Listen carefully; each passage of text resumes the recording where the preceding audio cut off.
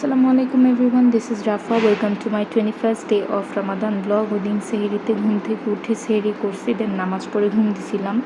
সকালে খুব বেলা করে ঘুম থেকে উঠছি, যেহেতু ওয়েদারটাও ভালো ছিল, একদম ঠান্ডা ঠান্ডা বাতাস, ভালোই লাগতেছিল। দেন আমি একটু কোরআন শরীফ পড়ে ডিসাইড করলাম যে একটু প্রোডাক্টিভ কিছু করি, কিন্তু প্রোডাক্টিভ কিছু করা আসলে হয় নাই। আমি গল্পের বই নিয়ে বসছি, এখানে আমি গল্পের বই পড়তেছিলাম। দেন গল্পের বই পড়ে শেষ করে দেখলাম যে অনেক বেলা হয়ে গেছে। তারপর আমি একটু হেয়ার অয়েলিং করে গোসল করতে চলে গেছি, যেহেতু আমার কম্পিউটার ক্লাস ছিল। কম্পিউটার ক্লাস থেকে বের হয়ে ওই দিন আমাদের আবার আইডি কার্ডও দিয়ে দিছিল। দেন বাসায় গিয়ে শরবত বানাই, অ্যান্ড ওই দিন আমরা ইফতারিতে ভাত খাই। আর ভাতের সাথে ছিল শাক, ডাল, মুরগির মাংস, আর মা পাকোড়া করছিল। ওই পাকোড়া দিয়ে আমরা আলহামদুলিল্লাহ ইফতারিটা আমাদের শেষ করছি।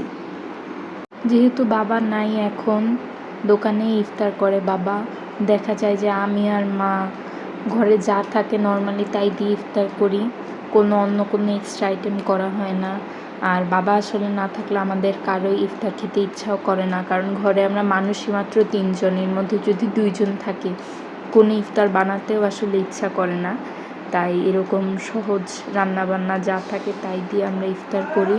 শুধু তাই না, ওই দিন আবার শাক, মুরগির মাংস আর পাকোড়ার সাথে মা আমডালও করছিল আলু দিয়ে, যেটা হইলে আমি ইচ্ছা মতো ভাত খাই।